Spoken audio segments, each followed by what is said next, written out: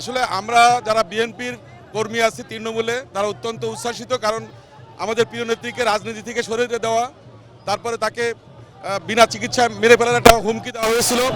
সেখান থেকে উনি সবকিছু অতিক্রম করে উনি ফিরে আসছেন।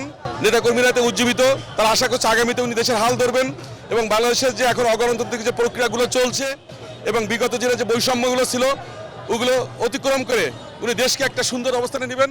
এই জন্য নেতাকর্মীরা আমরা সবাই খুব উজ্জীবিত। আমরা আশা করব ওনার নেতৃত্বে আগামীতে আমরা নতুন বাংলাদেশ গড়তে পারবো, সেটাই প্রত্যাশা করছি। আমাদের প্রিয় নেতা তারেক রহমান দেশকে মেরামত করার জন্য বা পুনর্গঠন করার জন্য ইতিমধ্যে 31 দফা একটা উনি ঘোষণা করেছেন।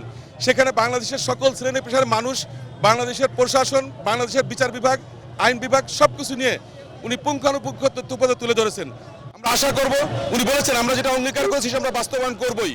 তো আমরা দৃঢ়ভাবে বিশ্বাস করি আমাদের প্রিয় নেতা তারেক রহমানের নেতৃত্বে আগামীতে আমাদের দেশনেত্রী খালেদা জিয়ার নেতৃত্বে একটি সুন্দর বাংলাদেশ মানুষ উপহার পাবে এবং বাংলাদেশের ভিতরে যে বৈষম্য, যে ধরনের অগণতান্ত্রিক পরিবেশ ছিল সেটা আর ভবিষ্যতে ফিরে আসবে না এবং তরুণের যে নেতৃত্ব সেটাও তারেক রহমানের নেতৃত্বে স্থাপিত হবে, সেটা আমরা আশা করছি।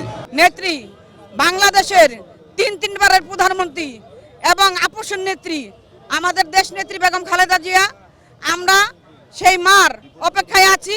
সে জানেন আপনারা বিগত দিনে এই স্বৈরাচারী হাসিনার অত্যাচার নির্যাতনে তারে কারাগারে অন্যায়ভাবে আটকায় রাখছিল, তারা চিকিৎসার ব্যাপারে তিলে তিলে তারা মেরে ফেলার চেষ্টা করছিল। আল্লাহর রহমত, আল্লাহ সব পারে, আল্লাহর রহমতে আজকে দেশে এই স্বৈরাচারী হাসিনা দেশ ছেড়ে পালানোর বাধ্য হয়েছে। আমরা চাই এই দেশটা আমাদের সুন্দর একটা নির্বাচন, স্বচ্ছ নির্বাচন এবং আমার ভোট আমি দিব, যাকে খুশি তাকে দিব। রাতের ভোট আমরা দিনে চাই না, দিনের ভোট রাত্রে চাই না। আমরা দিনের ভোট দিনে দিতে চাই এবং যার ভোট আমার ভোট আমি দিতে চাই। দেশনেত্রী বেগম খালেদা জিয়া 4 মাস পরে আমাদের মাঝে ফিরে আসছেন। আমাদের ভিতরে প্রাণ চাঞ্চল্য এবং আনন্দিত, যা ভাষায় প্রকাশ করার মতো, আমরা ভাষায় প্রকাশ করলে শেষ হয়ে যায় না। সাথে সাথে 17 বছর পর আমাদের ভবিষ্যৎ বাংলাদেশের কর্ণধার দেশনায়ক তারেক রহমানের সহধর্মিণী আমাদের দেশে ফিরে আসতেছেন। আমরা আরও বেশি আনন্দিত ও উজ্জীবিত। দেশনেত্রী বেগম খালেদা জিয়া এবং তারেক রহমানের সহধর্মিণী, তাদের কাছে একটি চাওয়া, বাংলাদেশের জনগণকে সাথে নিয়ে যেন আমরা এই দেশকে এগিয়ে নিয়ে যেতে পারে। যেন মালয়েশিয়ার মতো মাহাথির মোহাম্মদ যেভাবে দেশটাকে এগিয়ে নিয়ে গেছেন, আমাদের দেশটাকে যেন সে এইভাবে বিশ্বে উপস্থাপন করতে পারে। বাংলাদেশে আজকে একটা উৎসবের আমেজ বয়ে যাচ্ছে। ঢাকা শহরে আপনারা দেখতে পাচ্ছেন, ঢাকা শহরে এমন কোনো জায়গা নেই যেখানে জনস্রোত না আছে।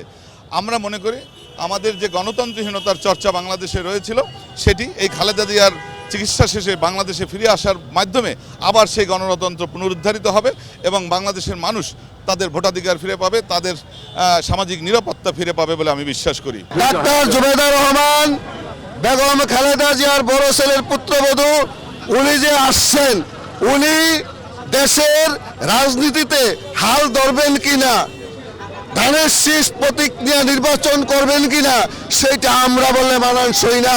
সিস্টেম আছে, বাংলাদেশ জাতীয়তাবাদী দলের হাইকমান্ড আছে, নীতি নির্ধারক ফোরাম আছে।